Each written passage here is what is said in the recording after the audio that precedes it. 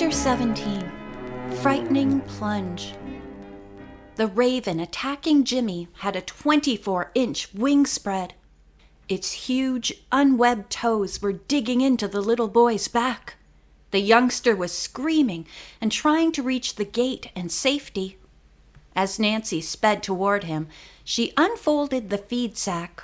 The next moment, she threw it over the bird's head and yanked the creature away from his victim. "Run!" she yelled at Jimmy. The boy needed no urging. He made a beeline for the doorway, still crying and screaming. He was met by Oscar, who had come on the run to find out what had happened. Bess was right behind and took charge of Jimmy. The bird owner called, "I'll take care of the raven. Nancy, you hurry out of here." She paused a second to see how Oscar was going to manage the bird, which was trying with its beak and one leg to get the feed sack off its head. Oscar spoke soothingly to the raven as he folded down its flapping wings and held the bird under one arm.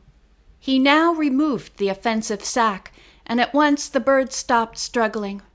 "You're all right, Blackie," he said to the raven. "You're not hurt, and you were bad to attack the little boy. Now behave yourself," he added, and let the bird go. The raven immediately flew onto a tree branch and gave a loud, croaking call. Nancy, eager to see how Jimmy was, hurried up to the house. Bess and George had already removed his shirt and were applying a soothing antiseptic lotion to the bleeding scratches. The child was still sobbing, but Nancy was sure this was more from fright than injury. Oscar came into the kitchen holding the tattered feed sack. "You were quick-witted to use this, Nancy," he smiled. "I'd better keep the bag handy in case another one of my birds gets out of hand." Jimmy was so interested in the conversation that he stopped crying. The boy said he would never go into a cage again.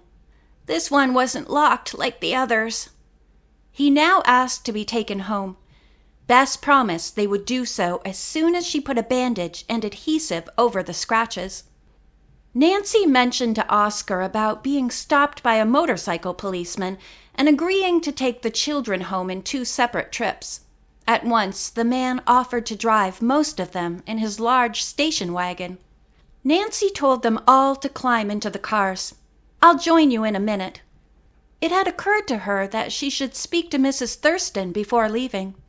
She went through the kitchen to the living room, expecting to find the woman in her wheelchair. It was empty, and she was not in sight. Mrs. Thurston must be upstairs, Nancy concluded. When she came outside, Nancy mentioned this to Oscar. He smiled sadly. "I'm afraid Martha is worse. She doesn't want to come downstairs at all today." "I'm dreadfully sorry," said Nancy. "Is she physically ill, or just worrying too much?" Oscar said that his wife was so upset over their future that she could not sleep and had no appetite. "And now," he went on, "she can't face meeting anyone. Otherwise, I would urge you to try consoling her. Well, let's go."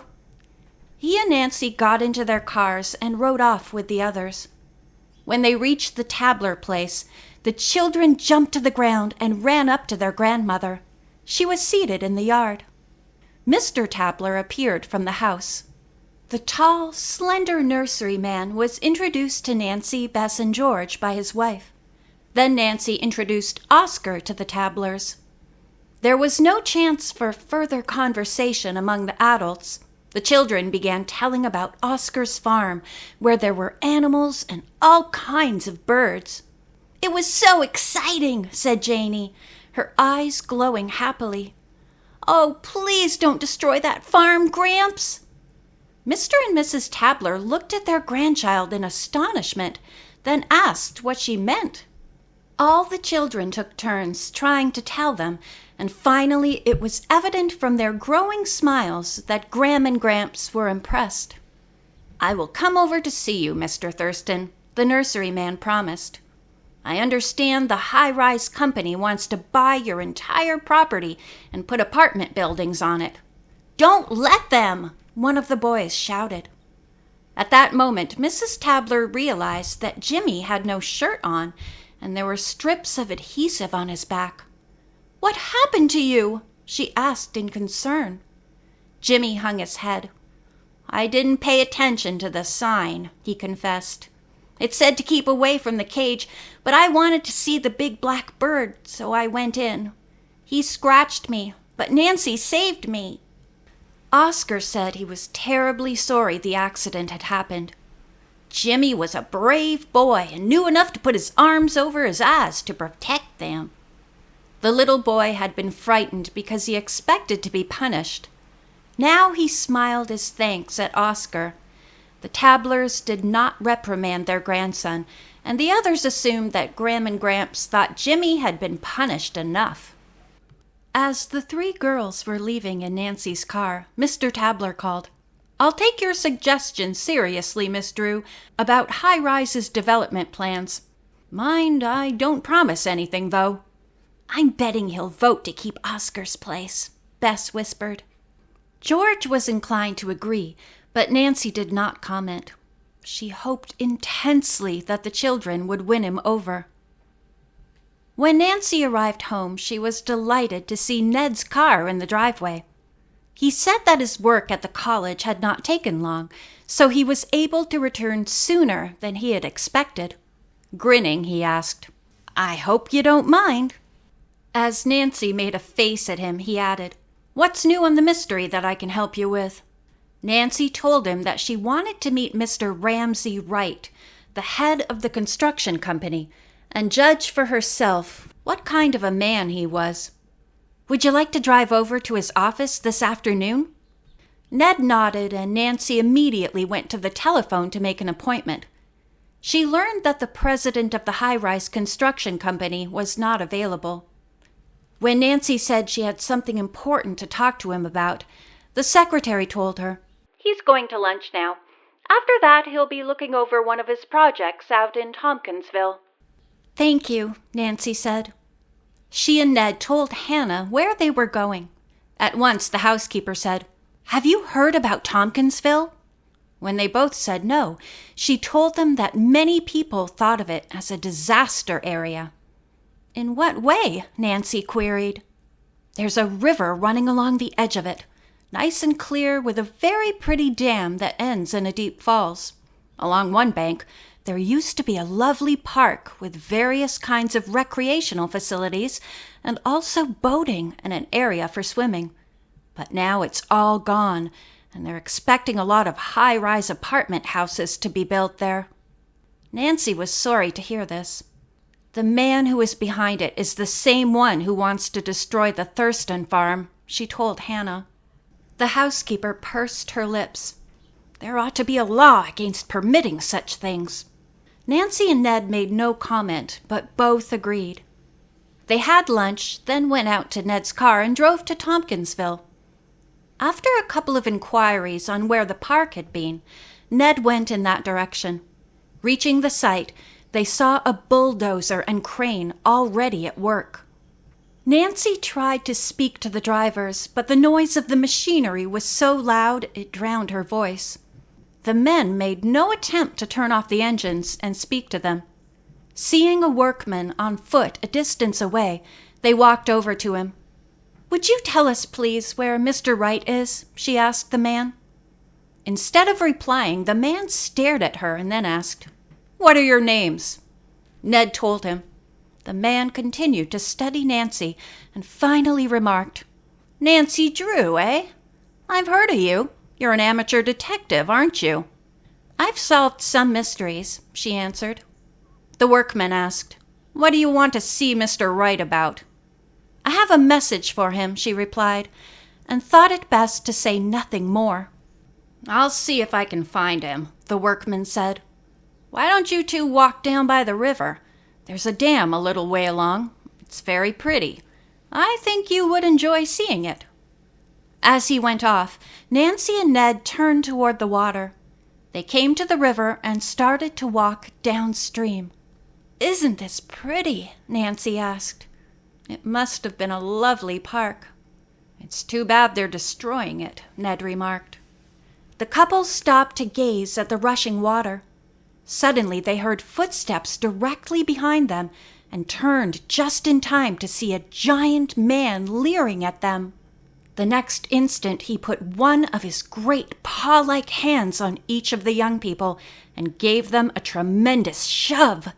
Nancy and Ned lost their balance and tumbled toward the water. Being excellent swimmers, they were able to twist their bodies into perfect dives. When they surfaced, the two already had been swept a good distance downstream.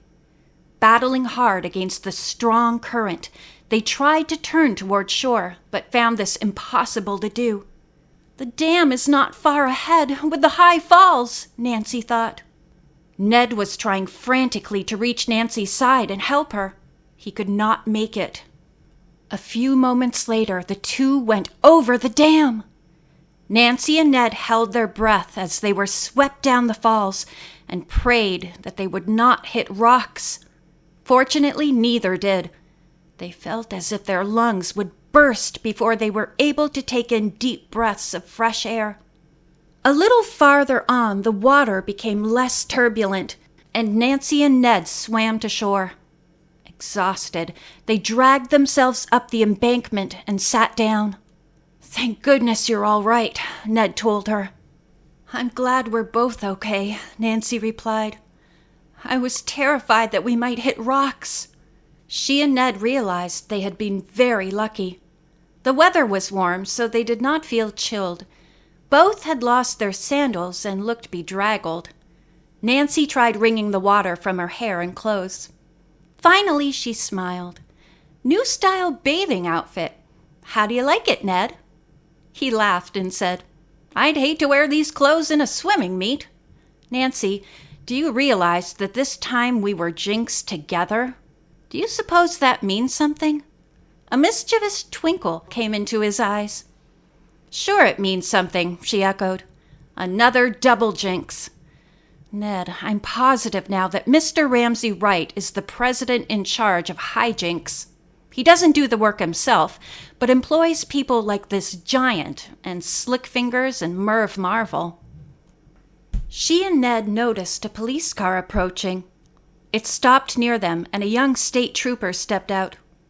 "You're the two who went over the dam?" he asked. "Yes." "You must be mighty fine swimmers," he said. "Few people falling into the river near the dam would make it out alive." "How did you know about us?" Ned asked him. "A boy ran up to me and said he'd seen you." Nancy explained that she and Ned had driven to the development to see Mr. Wright. "While we were looking at the river, a tall, muscular man came up and pushed us in." "What?" the officer exclaimed. "By the way, where is your car?" Ned told him, and the police officer offered to take the couple back in the police car. As they neared the construction site, Nancy suddenly cried out, "There goes that giant man now!" End of chapter 17.